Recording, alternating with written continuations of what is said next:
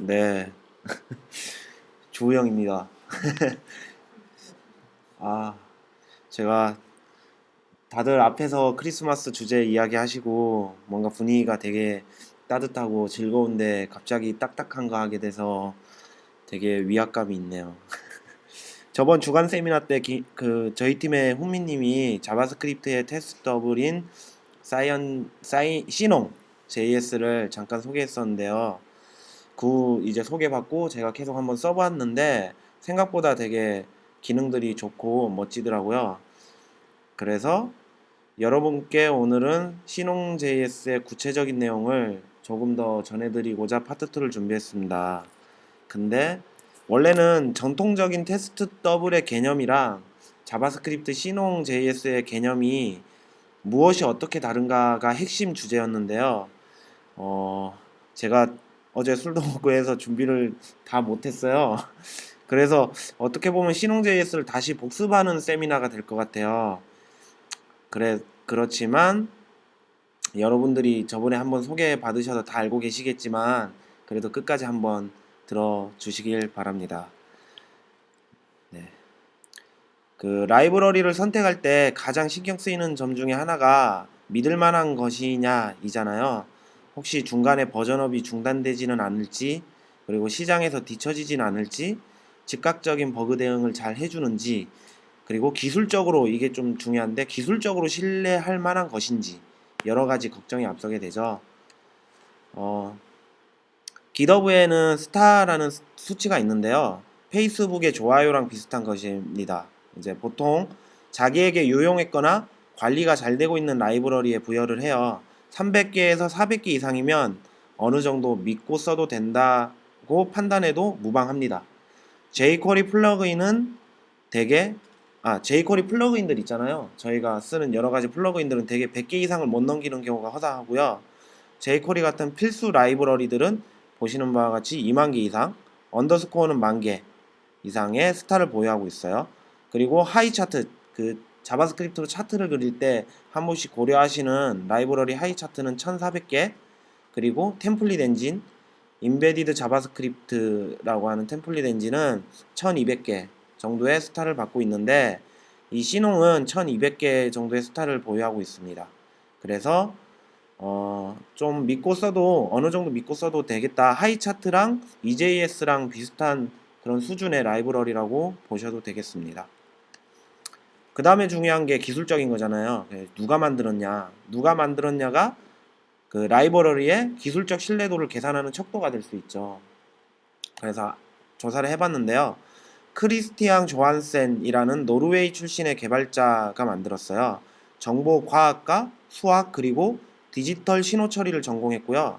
노르웨이의 최고 IT 기업들의 고문으로 활동하고 있대요. 프론트엔드 전문 기술자라고 합니다. 프론트엔드 기술 전문가라고 하고요. 이 사람은 이 책을 썼어요. 테스트 드라이브 자바스크립트 디벨로먼트라는 책을 썼고 총 이제 4챕터로 분류된 책이고요. 자료를 좀 이제 평가를 좀 더 찾아봤거든요. 그러니까 되게 재밌다라는 평이 지배적이었어요. 재밌다라고 하고 뭐 꽤 잘 쓴 것 같아요. 영어 되시는 분은 시간 투자해서 읽어보시면 될 것 같고 한국은 내년에 번역돼서 출판된다고 합니다. 자, 언덕 너머에 뭐가 있을까요? 저도 모르겠어요. 어쨌든 이제 어느 정도 신뢰할 만한 라이브를 알았으니까 마음 푹 놓고 한번 알아보면 되겠습니다. 본격적으로 신홍을 보기 전에 하나 알아둬야 할 것은 신홍.js는 자바스크립트의 여러 가지 문제를 위해서 발전해왔기 때문에 전통적인 테스트 더블 객체정의랑 신홍이 말하는 테스트 더블 객체정의는 미세하게 다를 수 있어요.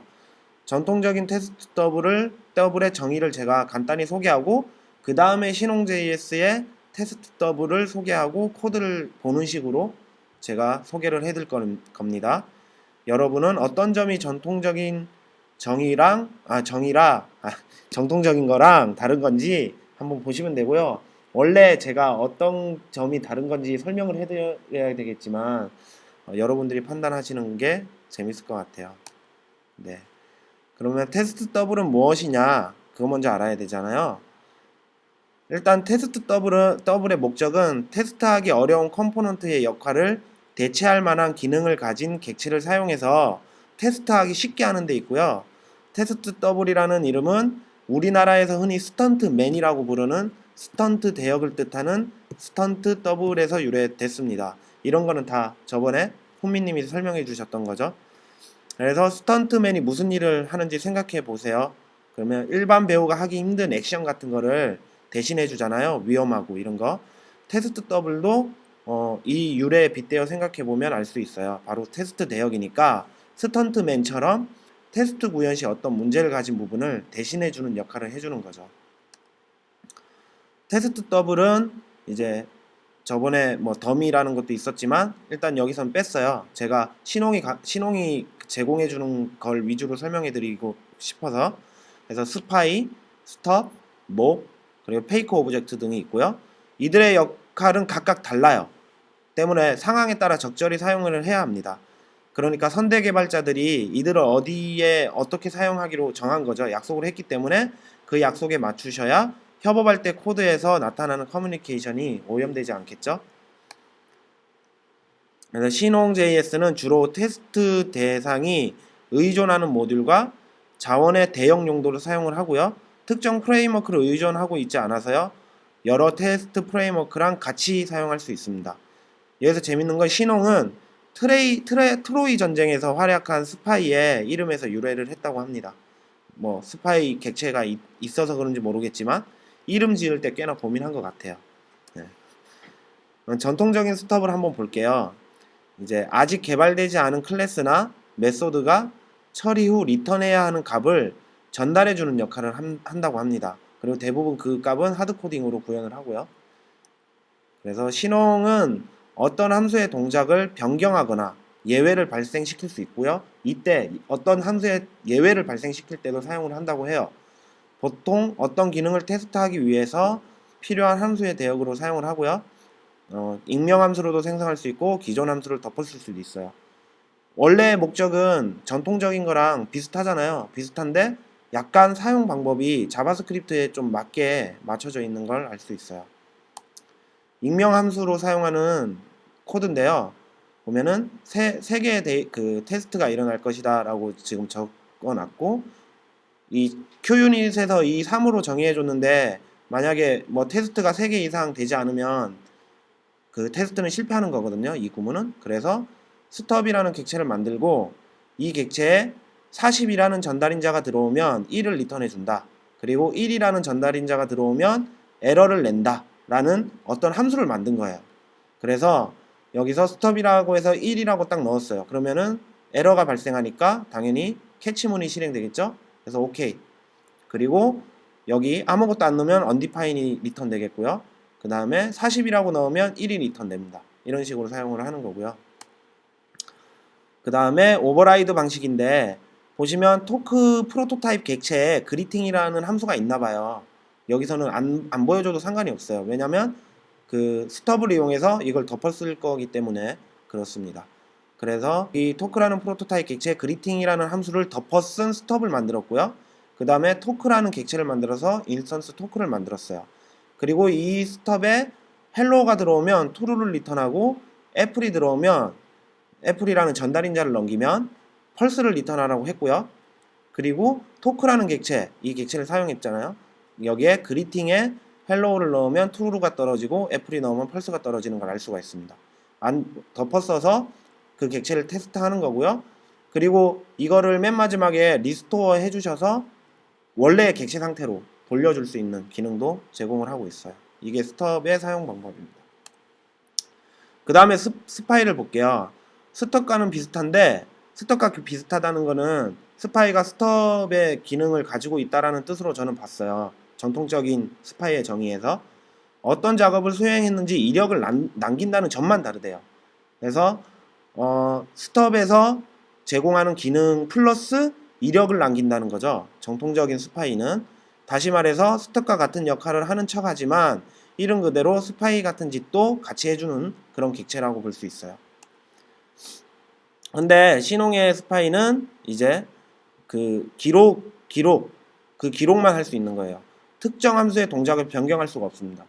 그래서 정통적인 스파이의 정의랑 약간 다른 걸 알 수가 있죠. 이것도 마찬가지로 익명함수로 생성할 수 있고 기존 함수를 랩핑할 수도 있어요. 하나의 예제를 준비했는데 AJAX라는 jQuery라는 객체의 프로퍼티, 그러니까 메서드, 객체의 메서드로 AJAX라는 함수를 가져왔어요. 덮어 썼어요. 스파이라는 걸로 덮어 쓰고요. 그 다음에 이걸 콜하니까 얘가 콜 됐다고 값을 가지고 있게 되는 거예요. 그래서 스파이의 API들이 굉장히 많거든요. 그래서 이 함수를 어떻게 호출했고 어떻게 변경했고 뭐 이런 것들까지 얘가 기록을 다 남기고 그거에 대해서 테스트를 할 수 있는 겁니다. 목을 볼게요. 스톱, 스파이를 통합해 놓은 것과 비슷하대요. 하지만 목은 보통 라이브러리를 사용해서 동적으로 데이터 처리를 해줄 부분을 생성한다는 점이 다르대요. 무슨 말인지 아시겠죠? 네. 그리고 신홍 목을 보면요. 마찬가지로 스톱과 스파이랑 비슷하고요. 그리고 다른 점은 메서드의 행동과 수행 결과의 값을 미리 설정하고 설정한 기대치대로 메서드가 실행되었는지 검증하는 기능이 있대요. 여 기능 비슷하지만 이런 기능이 있는 거죠. 만약 예상한 결과와 다르다면 테스트는 실패하게 된다고 합니다. 코드 잠깐 보시면 목이라는 게 있고요. 목을 만들었어요. 그래서 이게 이제 검증을 하는 거예요. 트위스가 2번 호출돼야 된다는 뜻이거든요. 그래서 이 함수는 이 토크 객체의 그리팅이라는 함수는 2번 호출돼야 된다 라고 정의를 해놨고요. 그 다음에 2번 호출한 다음에 하면 true가 떨어지는 그런 걸 검증할 수 있는 거죠. 이것도 마찬가지로 리스토어를 해주면 돌릴 수 있어요. 자, 페이크를 볼게요. 전통적인 데는 테스트에 직접적 연관은 없지만 테스트가 하고자 하는 시스템과 연계되는 시스템이 너무 느리거나 데이터베이스가 아직 구성되지 않은 경우에 실존하는 것처럼 처리하는 부분을 말한대요. 너무 느린 부분, 그러니까 테스트할 때 너무 느린 그 시스템을 대체하는 페이크, 그리고 데이터베이스가 구축되지 않아서 데이터베이스랑 커넥되는 것처럼 어떤 코드를 작성해 주는 걸 페이크라고 하고요. 신홍도 이런 페이크랑 개념은 비슷해요. 원래 본질의 목적은 두 개 다 비슷합니다. 그리고 신홍은 지금 제가 대표적으로 페이크 타이머를 가지고 왔는데 페이크 타이머도 있고요. 여러 가지 있어요. 페이크 XHR 이런 것도 있고요. 페이크 타이머를 이용하면요. set timeout, clear timeout, set interval, clear interval과 같이 데이트 객체의 시간을 조작할 수 있대요. 마치 시간을 컨트롤할 수 있는 것처럼 작성이 가능하다고 합니다. 한번 예제를 볼게요. 보시면 여기 use fake timer라고 해서 어떤 페이크 타이머의 객체를 지금 클락이라고 만들었잖아요. 그리고 jQuery에 엘리먼트를 생성하고 애니메이션을 해줬어요. 1초 뒤에 이 엘리먼트 객체는 height가 200px, width가 200px라는 그런 값을 가져야 돼요. 그리고 우리가 직접 테스트를 하면은 어떤 시간을 돌릴 거잖아요. 근데 페이크 타이머를 이용하면 그냥 클락 틱 해서 1초 그냥 초반을 딱 이렇게 보낸 것처럼 저희가 시간을 조작하고요. 조작한 다음에 엘리먼트를 계산하니까 진짜 애니메이션이 끝났어요. 이렇게 사용을 할 수 있습니다. 이런 기능이고요. 그래서 어떤 테스트할 때 어떤 문제가 있고 구현하기 어려운 부분을 만나게 되면 그걸 대체하는 대역을 사용해서 테스트를 쉽게 풀어가는 방법이 있다라는 정도만 아시면 되는데 이걸 근데 좀 깊게 사용하다 보면 자바스크립트에서 굳이 필요가 있나라고 생각이 들 때가 있어요. 솔직히 자바스크립트는 되게 자바처럼 강제되는 언어가 아니고 되게 유연한 언어이기 때문에 이런 페이크 객체라든가 스파이라든가 이거 굉장히 쉽게 구현할 수가 있거든요. 담아서 그냥 넣고 되게 쉽게 구현할 수가 있어서 하지만 매번 만약에 그런 코드들이 반복된다면 페이크를 작성하는 코드들이 반복된다면 신홍을 사용해서 중복 코드를 제거하는 방법도 꽤 좋은 방법이라고 생각을 하고 있습니다. 네, 제가 준비한 건 여기까지입니다. 감사합니다.